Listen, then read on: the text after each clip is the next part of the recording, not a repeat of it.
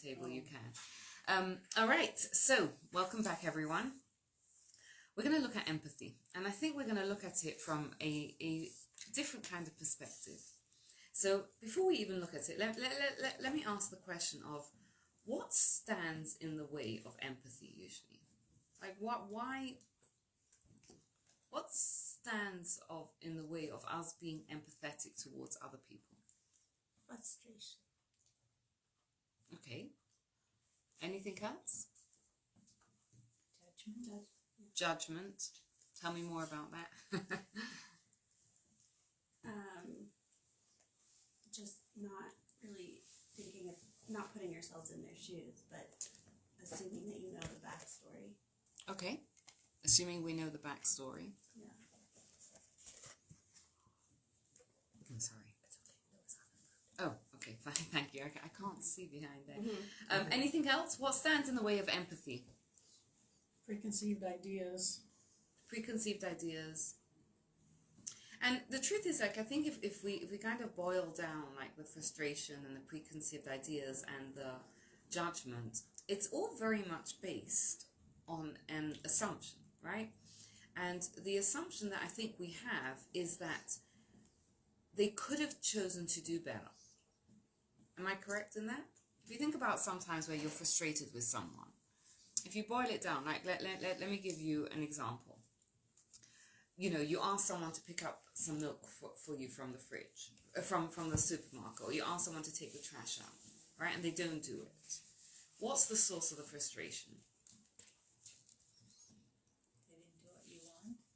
You weren't listening. Oh, so now there's a judgment that they weren't listening. Mm-hmm. Or that they didn't care enough to do it. They didn't care enough. And again, what's the underlying thing? Like, imagine if you found out, wild story. Let's give a wild story, right? They were on the way to take out the trash and they got arrested by the police, right? Are you still frustrated? Why not? Because they have a legitimate reason for not doing it. Right, which is another kind of way of saying is that we feel like they didn't really have a choice there, right? The choice was taken away. So I think a lot of what underlies this is of the frustration and the judgment is that you could have done better. Am I correct? Does that sound like sense? So what I want to kind of look at today is, let's look at free will, right? Let's look at choices. And let's kind of try and understand that, because I think that will give us a much better window into other people's choices and our own choices as well. Nachaman, you wanted to say something? Free will is actually a very interesting conversation. It's actually very fascinating. I kind of find it very fascinating every time I speak to other people about free will and stuff. Because when you think about free will, it's, yes, God has given us stuff, but He's also giving us the choice to free will to do something if we want to or not. You're 100% right. It is a fascinating concept, and let's try and understand it. Okay, so what do you think the Jewish view on free will is? Or what's your opinion on free will? As human beings, do we have free will? I think in some sense, yes. Okay. We have some type of free will. Okay. So we have some. I think we have a lot. Okay. I agree with Nechama, but I think, like, from a Jewish perspective, okay, so Hashem would know the outcome of everything that's going to happen, but that's, like, don't take this the wrong way, almost irrelevant, because, like, what's put in front of us are all these different choices we have, and we can make the choice between them, and we don't know what the outcome is going to be. So yep, and you're right. It is, for the purposes of today's discussion, it is irrelevant. Like, God knows, right? It is something that is difficult to understand how both can do, but for the purpose of today's discussion, let's count it as irrelevant, right? Because what I really want to kind of understand, get to grips with, understand is, I'm hearing this undercurrent of, yes, we have free choice, but, right? Because I think Do we have free choice in every area? I think most areas. See, it's hard to say, so let's try and understand, okay? So the first thing that we have to understand is that when we talk about free choice in Judaism, we're talking about free choice in areas of morality, right? Do you have the choice of what color socks to wear in the morning? Yes, you do. Generally, it's not a moral choice. No one really cares. You choose the pink socks, you choose the yellow socks, unless you're going to scream at someone for taking your yellow socks or whatever, right? But in general, we're talking about moral free choices. Same thing. Can you choose what flavor ice cream you want? Yeah, you can. Usually, it's not a moral free choice. So firstly, we're talking about in areas of morality. The second thing is that there is a lot of things that are outside of our area of free choice, right? A lot of times, whether people have kids or not, right? Wealth could be outside of your areas of free choice. Talents, strengths, weaknesses, a lot of times can be outside of your areas of free will. Whether you get a job or not can be outside of your areas of free will. The family you get born into, massive impact on your life, right? Do we have choice in that? No, we do not have choice in that. So that's number one. Is to, sorry about this, is to understand that we're talking about free will in areas of morality. Okay, now how free are we? We have a little bit of a differing of opinion here, because Nechama is saying we have some free choice. We have Kara who's saying that we have a lot of free choice. Anyone else wants to weigh in? I mean, some and a lot are both very hard to quantify, right? Well, there could be more, but I just have, I think we have a lot of, like, most everything. Somehow we have a decision to make. Or was it predetermined? And it But like- was to be whatever the choices you made was predetermined. I don't know. Yeah, that's why it's Yeah. confusing. Oh. Which came first? Like, God is telling me what to choose. No, he knew you would choose X instead of Y. he's still giving you the It's still choice. free will. But Right. I'm just throwing that out as Yeah. devil's advocate, but I agree. That's why I put that caveat in. I was like, if we take that off the table, then we have a lot of. I don't know. I was thinking because the fruit was right in front of me. So I'm allergic to cantaloupe. But it like can touch and everything. But I really love it, and it was an allergy that I got with when I got ragweed allergies out here. Anyway, it's irrelevant, but and it's there, and I can choose to eat it and have a mild allergic reaction that's not going to kill me. It might make me a little uncomfortable, but I still have the choice that I can eat it, even though it's not the healthiest choice for me. And so I was thinking like there are things where it's not a good choice, but maybe you still make it, and I mean that's a pretty small one, but it could be some very large things.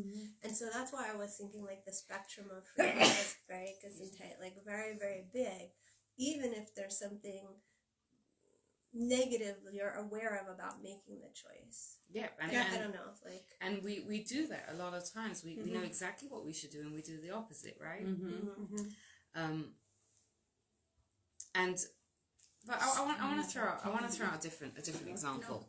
I do, yes. You know, let's say there is a kid that grows up in an abusive home, right? Very abusive home, and they grow up to become a criminal. Does that kid have free choice or not? Not really. I think it's harder, but I think they do have choices that they make.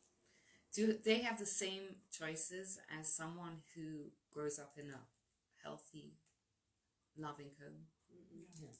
Probably The not. same. Look at gangs. If you want to survive in the tenements or the projects, Yeah. you have to join a gang. You don't have a choice if you want to. Survive. Rabbi Orlick says, like when you're a teacher and you have a disruptive child in your classroom, you have to realize that there's some reason that child has a hole in their heart. And he says, usually the first time I meet the parents, it is all revealed to me.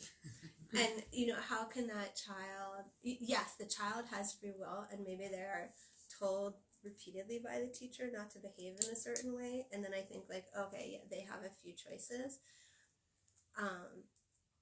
But it depends where on the spectrum, again, it is, right? And, like, they don't get it. Like, it doesn't.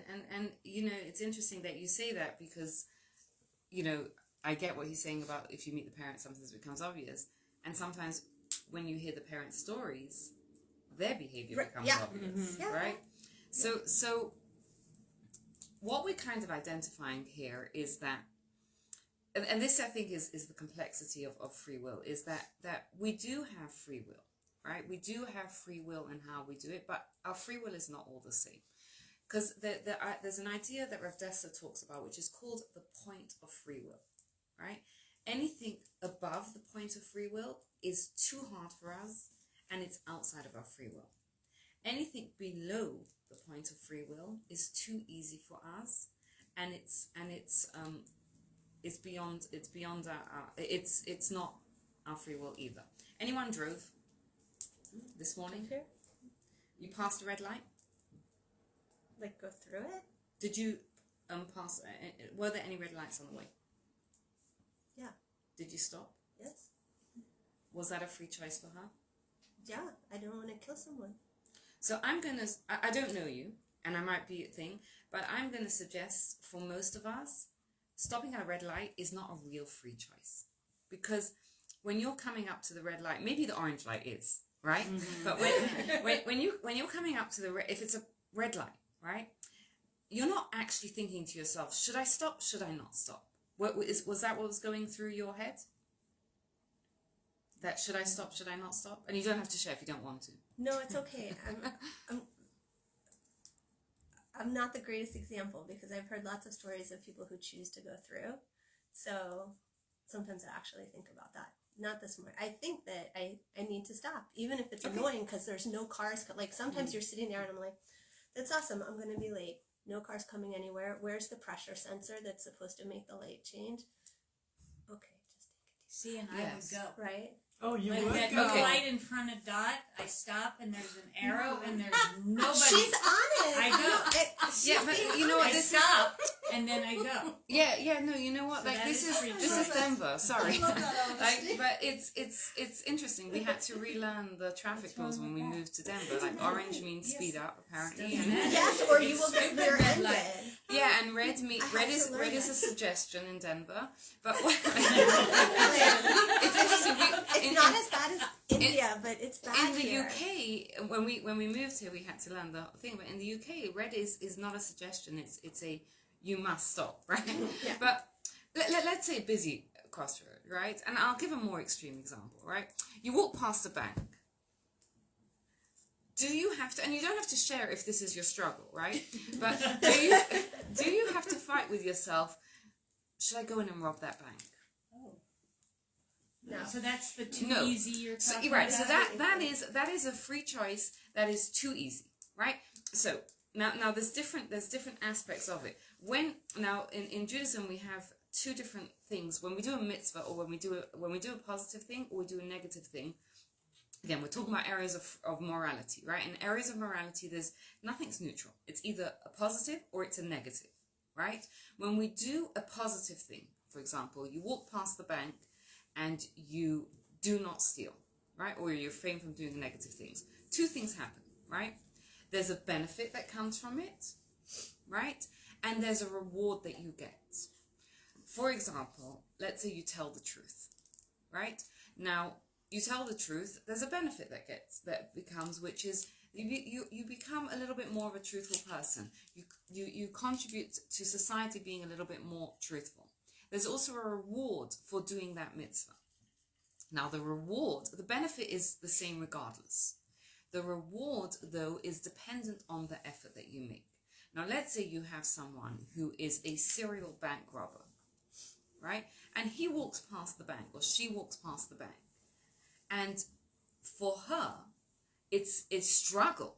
Do I rob this bank this morning? Even if, let's say, she has a ski mask in her bag, right? And she has the gun or whatever she needs to do it. She's got all the opportunities there and she's struggling. Do I? Don't I? Do I? Don't I? Is that a free choice struggle for her? Absolutely. That is a free choice struggle for her. And if she chooses not to rob the bank, her rewards and the person, I'll use myself an example, and my reward for not robbing the bank are completely different, right? My rewards for not robbing the bank is going to be minimal, right? Why? Because it's not a struggle for me, right? If it's a struggle for you to stop at the red light, then your reward is much greater. If it's not a struggle for you, then it's not great. It's not. You don't really get that much of a reward. Okay, so the benefit is always the same. The benefit of the action that you do, the consequence, if you want to talk about it, of the action that you do is always the same. The reward that we get is dependent on how difficult that struggle is. Okay, so we have things that are too easy for us, right? Those are not really areas of free will struggle, right? You walk past an old lady and you don't mug her. For most of us, that's not a free choice, right? Because it's so apparent to us that it's not something we struggle with, for most of us.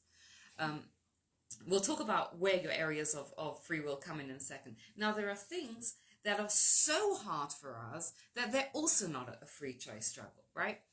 For example, you have someone who is debating whether to, whether the thing that they're going to say is considered a waste of words or not, right? Most of us are not holding there. Right? There's a concept in Judaism about being careful with your words, and not just talking about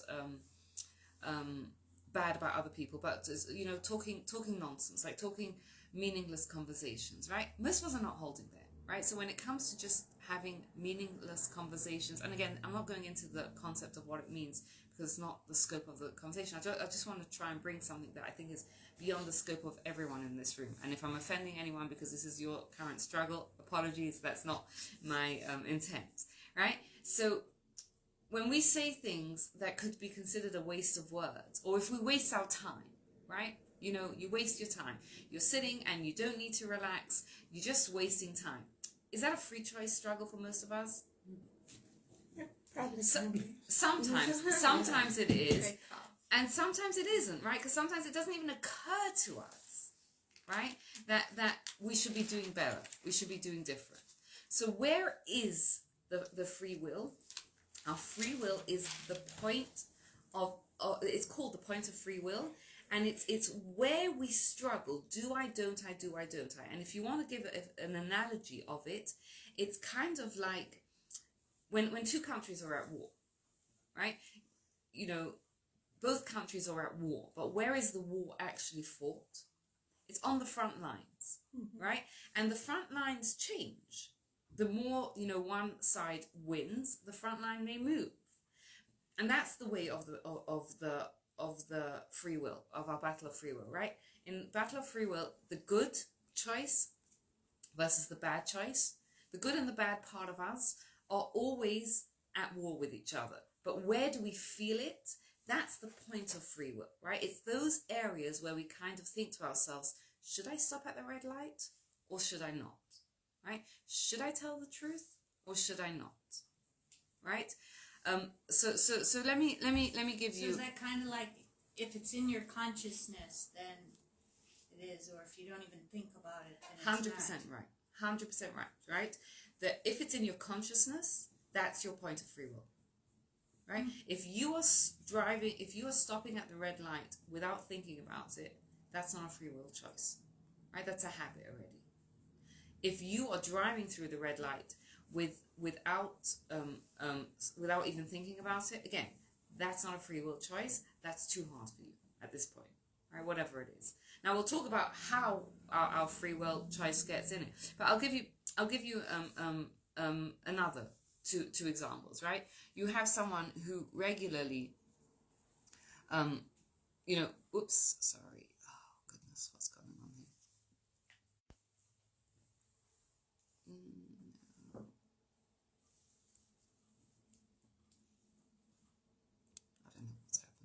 Okay, apologies if... Oh, that's it. There we go. Okay, sorry about that. I just turned off the camera and I was like, how do I get this back on? But it's just like a simple button right there in the corner. So you have someone who's in the habit of mugging old ladies, right? Their point of free will may not be, do I mug this old lady on this Tuesday morning? It may be, do I mug this old lady with more or less violence, right? That might be their area of free will. For the average person, that's not their area of free will. Like it's nauseous to think about doing something like that, right? You have someone who, again, is highly spiritually developed. Their area of free will may be how I talk about people, right? And you know, so the area of free will is very much dependent on the person. Now, how does the area of free will develop? Why is it that some people struggle with robbing banks and some people struggle with talking badly about other people? Part of it could be your upbringing, like you said. Part of it is absolutely things out of our control, right? It could be your personality. It could be the way you were brought up. You know, we can't compare a child who is brought up with in a loving home to someone who's brought up in an abusive home, right? You can't compare the two. They have different struggles. I also want to point out that there are some, like, kids don't have moral free choices the same way that adults do, right? There are some psychiatric conditions or health conditions that a person can have that will also limit a person's free choices, right? So again, what we're starting to see is that free will is very complicated, right? And the point of free will is very complicated. And I'm going to throw one more thing in that complicates it even further, and that is that our choices impact our free will, our point of free will. I'll give you an example. Let's just say you have a lady, let's call her Jane. She goes to a class, she learns about kosher. She's never kept kosher in her life before, but she's intrigued by the idea. She hears about it. She's like, you know what? I want to start keeping kosher.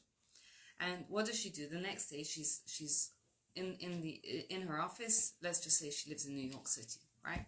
And she comes out of her office, time to buy lunch, and she has a choice. She can either go to her favorite deli, which is not kosher, or she can go to a kosher deli and buy a kosher lunch, right? And she lives in New York City, so there's a plethora of kosher places nearby. How hard is it at that point to choose to go and buy a kosher lunch?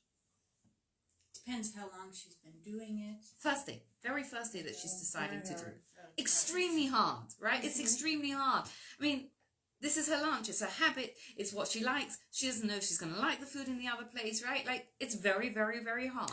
Let's just say she wins, right? And she buys the kosher lunch. Day number 2. How hard is it? She has the same choice, right? Again, she's grappling. I need to buy a lunch. Do I go and buy a kosher lunch, or do I go and buy a non-kosher lunch? Right? And it could be, you know, you could substitute something else. It could be, do I buy the kosher meat or the non-kosher meat? Right? The kosher meat's more expensive. Which one do I buy? Day 2, how hard is it? Still hard. Maybe less, but still very hard. Yes, tiny bit less, maybe. Right? Depends on how much you enjoyed the lunch yesterday. Still really, really, really, really hard, right? Let's say she manages to do it 7 days in a row. Day 8, how hard is it for her? Still hard, but getting easier. Still hard, but getting easier. Let's say she manages to do it for 90 days in a row. 3 months. Easier. Easier. Starting to get more easier. It's easier, and that's what's going to happen at some point is it's going to turn into a habit, right? And her area of her point of free will move, right? Can you see how it moves? It moves from it not even being a choice. Eating a kosher lunch wasn't even a choice because it wasn't something she thought about or knew about. It wasn't like before that first day. Maybe she grappled with it, right? But let's make it easy. Let's assume let's give this mythical character this like mythical ability to get it right every single time, right? Which doesn't happen. But before she actually started thinking about it, it was below. It was too easy for her. Then it became the point of free will because it was a struggle for her, and maybe some days she won and some days she lost. And the more she won, eventually it gets to a point where it's no longer a free choice, right? So where's her free choice at this point? Has she conquered it? She's all good now? I think there's still going to be that struggle inside, but It's going to be in a different area. Yeah. Right? Has anyone ever experienced it, that something that you've struggled with has then no longer become a struggle? Mm-hmm. Right? Anyone wants to share something like that? Only if you're comfortable? An example of something that you've struggled with that's no longer become a struggle? Oh, when we stopped eating pork, when I stopped eating pork, the shellfish, I'm really allergic, like that'll kill me, so that was like super easy.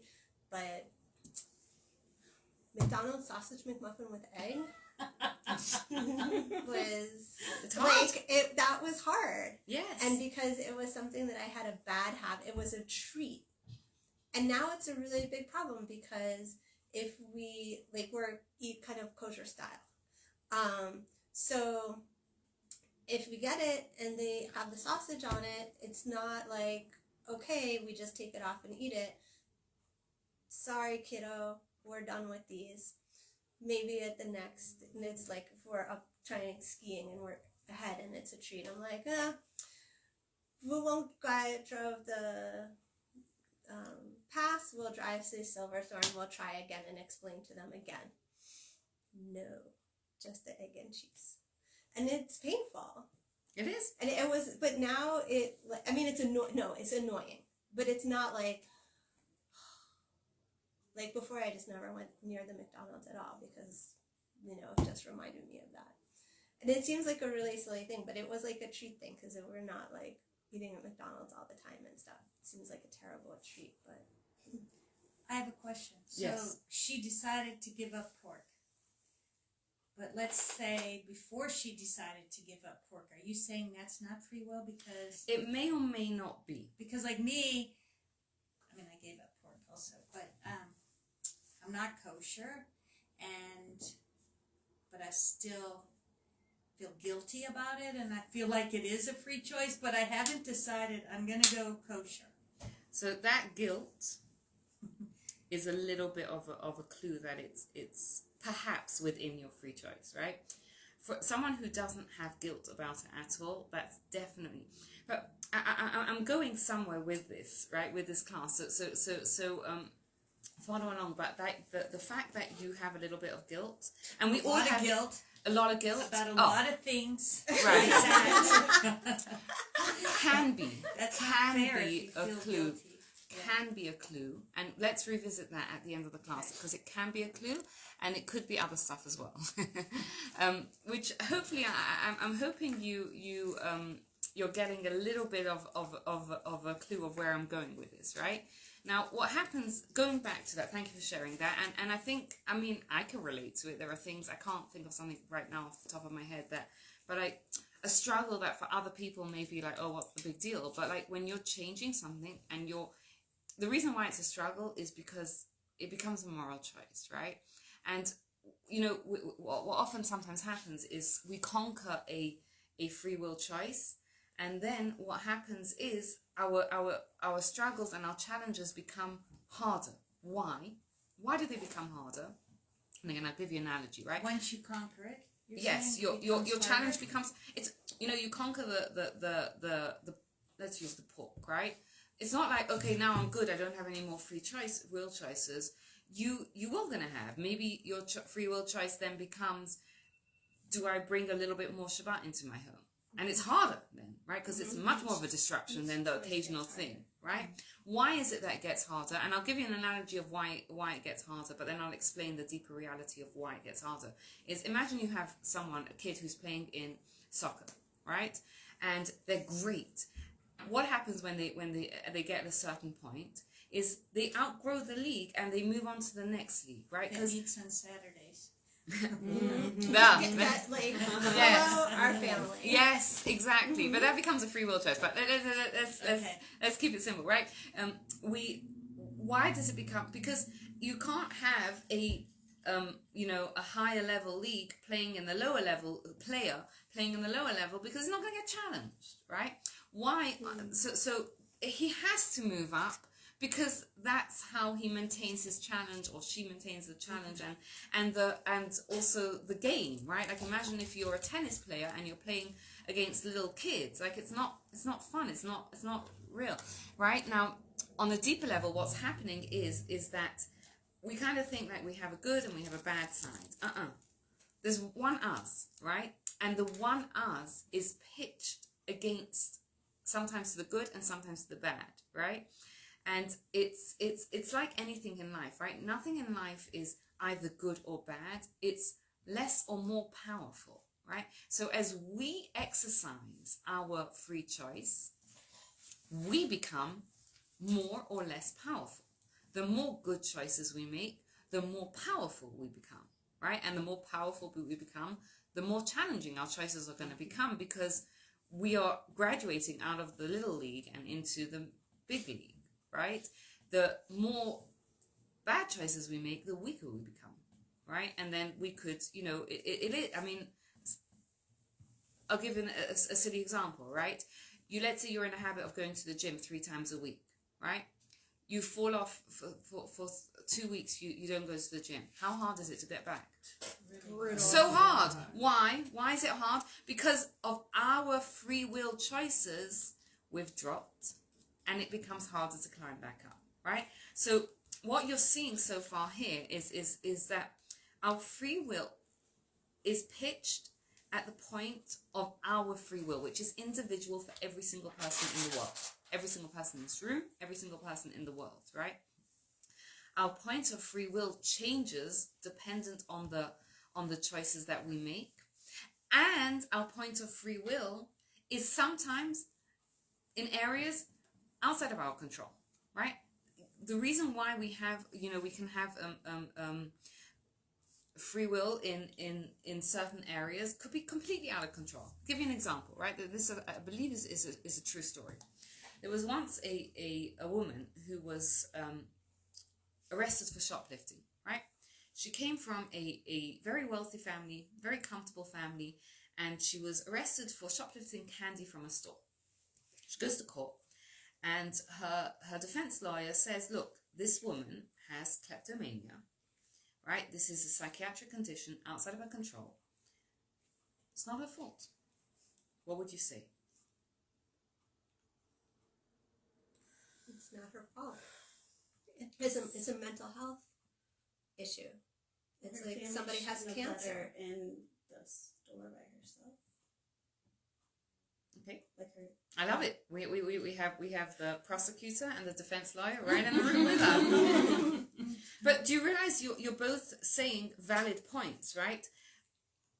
Cara, what you're saying is that this woman has, and again, I do not know anything about kleptomania, so I'm not going to say, but she has a psychiatric condition. Let's call it a psychiatric condition. I don't know if it is or isn't, so forgive me if it's not. Which means that she has a different struggle than someone who does not have it, right? For most people, if they can afford candy and they walk into a store, they do not have a free choice to not steal candy. When they walk out the store with paying for their candy, they don't get to pat themselves on the back and say, wow, I'm a hero for not stealing candy, right? Because it wasn't a struggle for them. And you know what? They would never say that, because if they said that, that would indicate that it was a struggle for them at some point, right? This woman who has kleptomania, she has an area of free will struggle that other people don't. And that could be completely outside of her control. But Alexis is saying a very good point. You have that struggle. You have an awareness that you have that struggle. You have a responsibility to try and fight, right? And it could mean she needs to go for professional help, right? It could mean that she has to put a boundary in place and say that I cannot go into a store with myself. And again, I don't know what the professional intervention would be for someone who has kleptomania.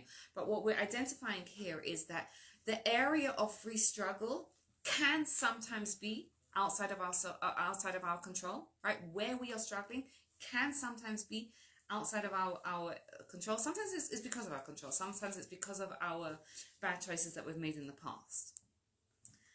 However, we have free choice in how we respond to that.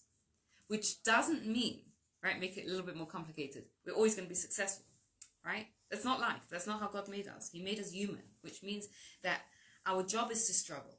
Sometimes we'll win, sometimes we'll learn. We don't fail. We win or learn in life, right? But what this is kind of showing us is that the points of free will can sometimes be outside of our control. And yet we have the choice of how we respond to that struggle.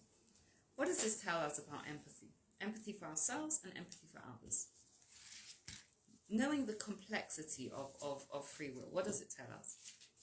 We don't know what other people's struggles are, so you can't judge anybody, so you just have to feel like they're a person and they have their struggles. So Yeah, and we not judging. Right, we don't know, right? You go back to this inner city kid, right, who grew up in the most abusive and dysfunctional home, and mugs an old lady. It could be, in God's eyes, that was a success. Why? Because they wanted to really mug that old lady with more violence, and they struggled and they struggled and they struggled, and they did it with less violence, right? I'm giving an extreme example, but we don't know. It could be. Now, what does empathy mean? Empathy means that I don't know what this person's struggle is. I don't know whether this is a success or a failure for them.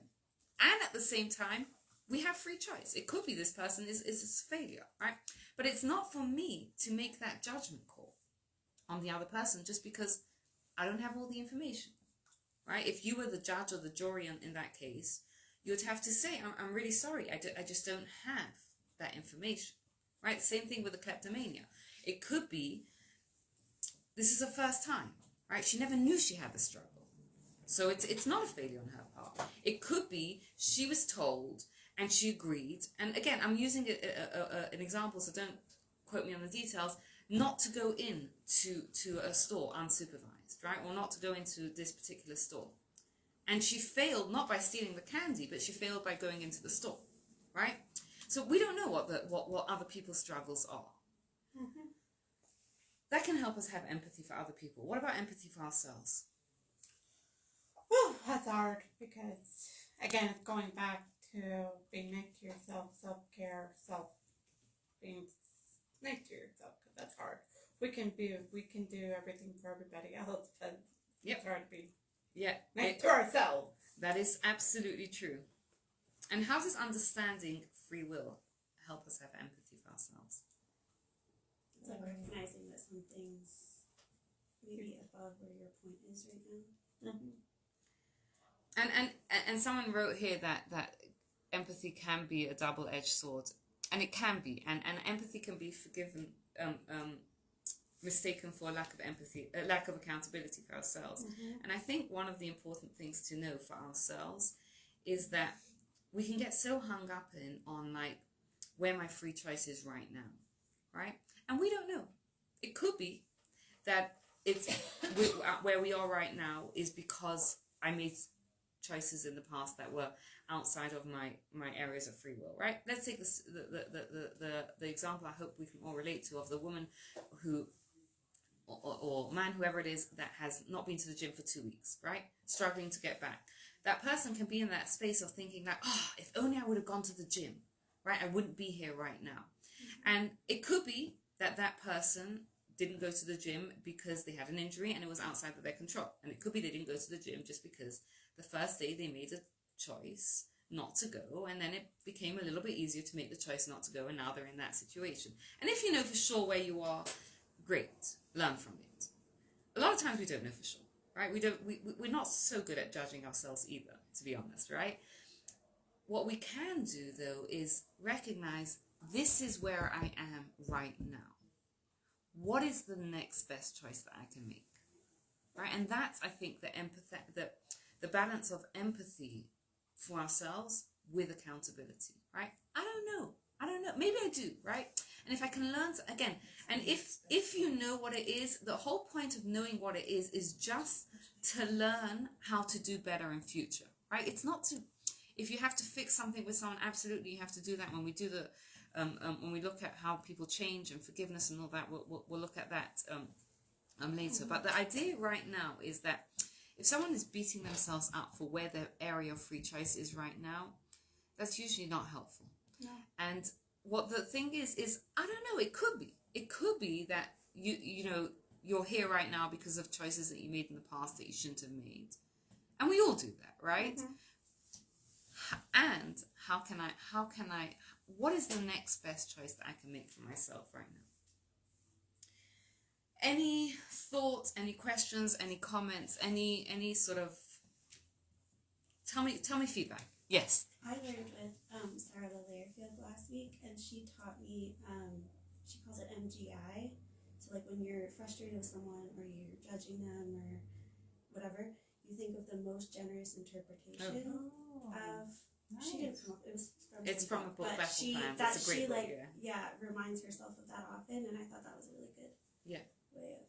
She's like, use your MGI, most generous for others and for yourself. Also, like I didn't go to the gym, but my kid was homesick, and you kind of like think about it as if you're giving empathy to someone else, but you point it towards yourself. And it's kind of what we were talking about last week when we were talking about when we judge other people favorably, it protects us from desensitization, because I didn't go to the gym because I'm lazy, right? Like, how likely are you going to do that? Well, I'm still lazy tomorrow, right? So I'm still not going to go to the gym, right? But I didn't go to the gym because, you know, I had a terrible night's sleep, well, or my kid's sick or whatever, or I had an important meeting, or I had a day full of things. Then when tomorrow I can do different because my circumstances are different. So it helps us with other people as well. So thank you for sharing that. Any other thoughts, comments, questions? Thank you all so much for joining. Thank you. Sorry.